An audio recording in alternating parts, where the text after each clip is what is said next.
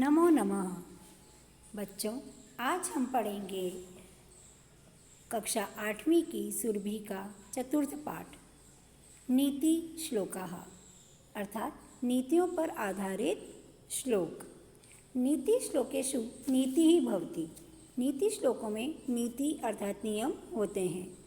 जीवन विषय, समाज विषय, राष्ट्र विषय, धर्म, वैराग्य, संस्कार, परोपकार आदि विषय प्रामाणिकं सुचिंतनं वैज्ञानिकं च चिंतनं नीति श्लोकेषु लभ्यते।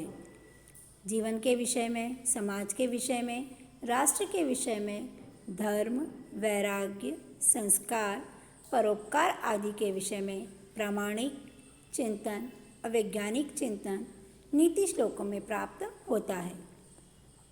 संस्कृते नीतिम् आश्रित्य श्लोकरचनायाः शतकरचनायाः च परंपरा अति प्राचीना विद्यते।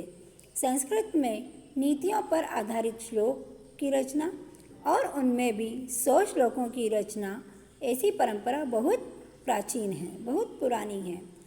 वस्तुतः अल्पैः शब्दैः महनीय भावानां उदात्त विचाराणां श्रेष्ठ विषयाणां च महत्वपूर्णं विवरणं नीति श्लोकेषु लभ्यते। वस्तुतः कम शब्दों में महान भावों को, उदार विचारों को और श्रेष्ठ विषयों पर महत्वपूर्ण विवरण नीति श्लोकों में पाया जाता है। नीति अर्थात क्या? नीति श्लोक में नीतिपूर्ण बातें होती हैं, अर्थात सत्य, नैतिकता, न्याय, उचित व्यवहार से है। उचित समय और उचित स्थान पर उचित कार्य करने की कला को नीति कहते हैं, पॉलिसी कहते हैं। नीति सोच समझकर बनाए गए सिद्धांतों की प्रणाली है जो उचित निर्णय लेने और सम्यक परिणाम पाने में मदद करती है। नीति एक प्रक्रिया, एक प्रोटोकॉल की तरह लागू किया जाता है, अर्थात जो काम जैसे किया जाता है उसे उसी अनुसार, उसी आधार पर यदि हम करते हैं तो हमें उस कार्य में पूर्ण सफलता प्राप्त होती है। नीति काव्य का उद्भव विश्व साहित्य के प्राचीनतम ग्रंथ ऋग्वेद से माना जाता है। नीति ग्रंथों में लोक जीवन के व्यवहार में आने वाली बातों पर विचार किया गया है। विदुर नीति में भी कुल धर्म, स्वधर्म, राजधर्म, विश्व धर्म व आत्मधर्म के विविध स्वरूपों को देखा जा सकता है। आज हम यहाँ पर जो श्लोकों के बारे में चर्चा करेंगे उसे भी हम अपने जीवन में यदि उतारते हैं या उनका हम अनुसरण करते हैं तो वह हमारे जीवन में हमें लाभ ही देते हैं। तो सबसे पहले हम इसके शब्दार्थ पढ़ेंगे।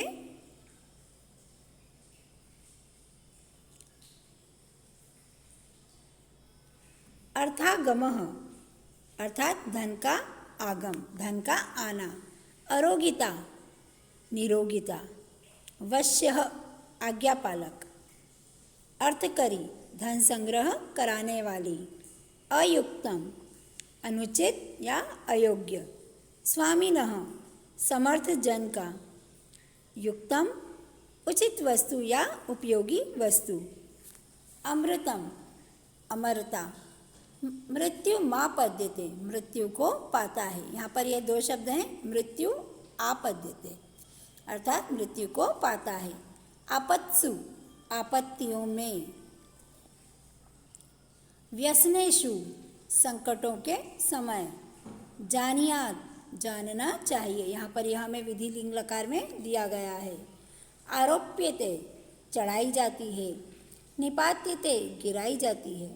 तथात्मा वैसे ही प्राणी या व्यक्ति। अधः नीचे। उद्योगे उद्यम करने पर। दरिद्रम गरीबी। जपतः भगवान का नाम लेने वाले का। कलह लड़ाई झगड़ा। छिद्रम दुर्बलता, गलती या बुराई।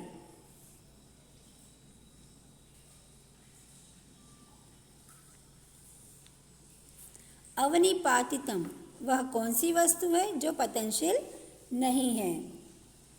ममाश्रयेत मुझ में आते हैं। विचिंतयेत चिंतन करना चाहिए। देखिए यहाँ पर भी ये विधिलिंग लकार में दिया गया है।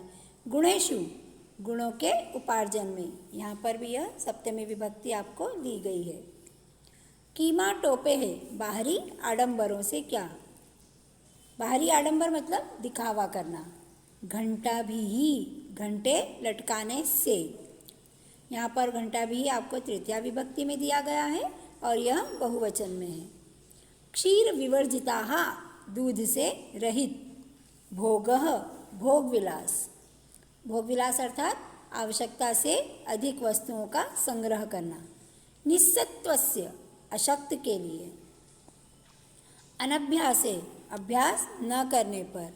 अजीर्णे, अपच में। तो आप इसके सभी श्लोक बहुत ध्यान से सुने, पढ़ें और इसके शब्दार्थ को कम से कम आप 3 से 4 बार ध्यान से पढ़ने की कोशिश करें और उसे याद भी करें। अर्थागमो नित्यम अरोगिता च प्रिया च भार्या प्रियवादिनी च वश्यश्च पुत्रो अर्थकरी च विद्या षड्जीवलोकस्य सुखानि राजन। अर्थागमो नित्यम अरोगिता, हम इसका अनुवाद देखते हैं। अर्थ गमो, अर्थ का आगमन अर्थात धन का आगमन। यहाँ पर बताया गया हे राजन, धन का आगम हो। नित्यम अरोगिता, नित्य निरोगिता हो मतलब हम निरोगी रहें। प्रिय लगने वाली और प्रिय बोलने वाली, है ना।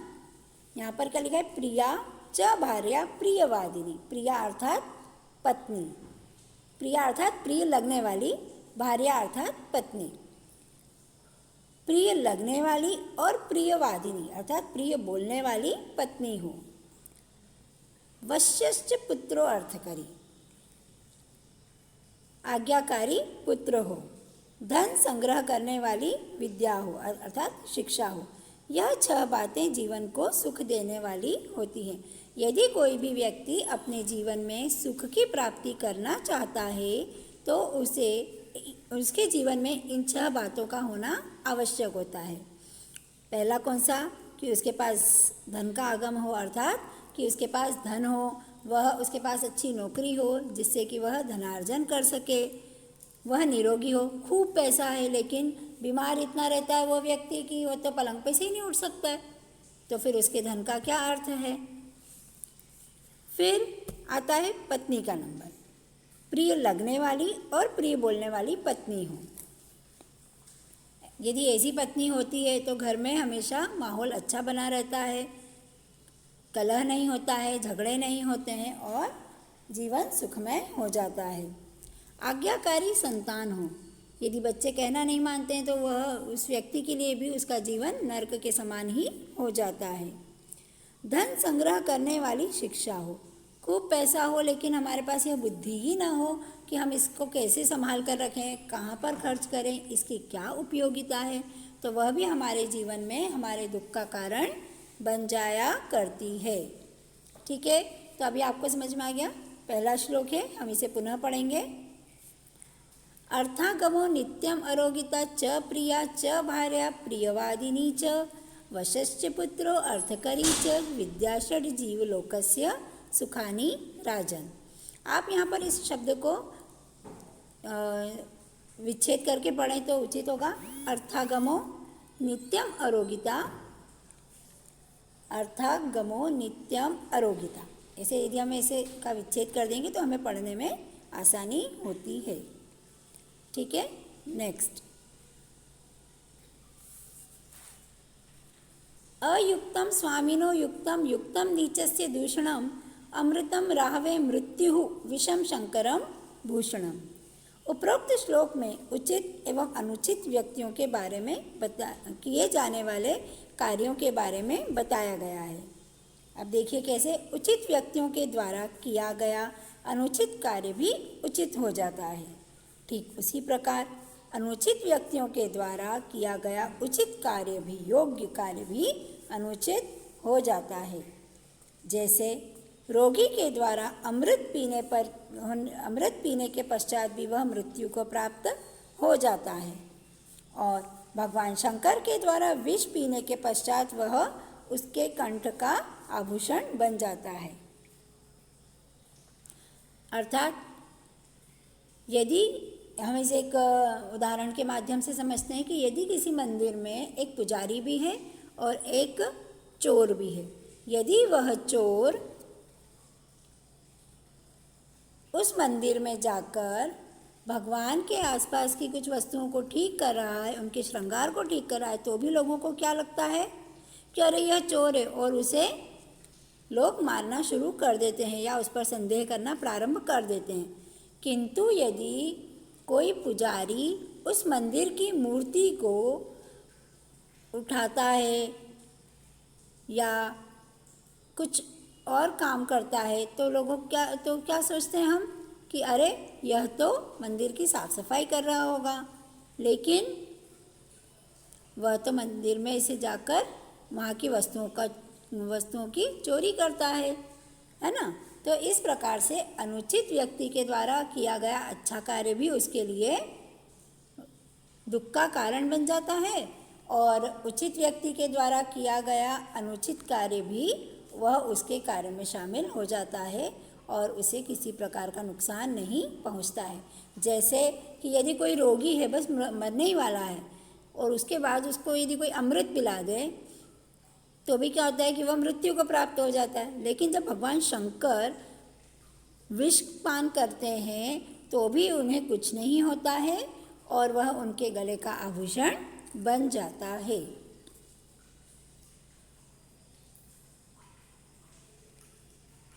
अब हम इसका तीसरा श्लोक पढ़ेंगे। अमृतम चैव मृत्युश्च द्वयं देहे प्रतिष्ठितम् मृत्यु मा पद्यते मोहात् सत्ये न पद्यते अमृतम।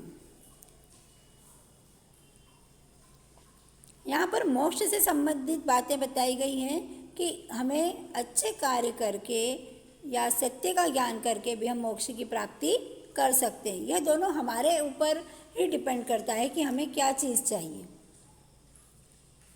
तो यहाँ पर लिखा गया है कि अमरता और मृत्यु, अमृतम चैव मृत्यु, अमरता और मृत्यु दोनों शरीर में ही होते हैं, शरीर में ही स्थित होती है।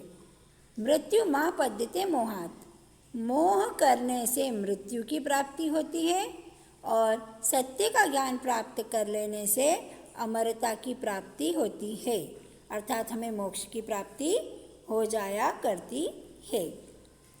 अमृतम चैव मृत्युश्च द्वयं देहे प्रतिष्ठितम् मृत्यु मा पद्यते मोहात् सत्ये न पद्यते अमृतम। अमरता और मृत्यु दोनों शरीर में ही स्थित होती है। मोह करने से मृत्यु की प्राप्ति होती है और सत्य का ज्ञान प्राप्त कर लेने से अमरता की प्राप्ति होती है, अर्थात मोक्ष की प्राप्ति हो जाया करती है।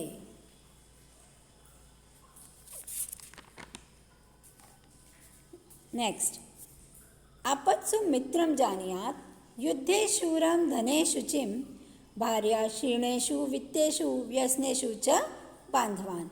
यहाँ पर आपको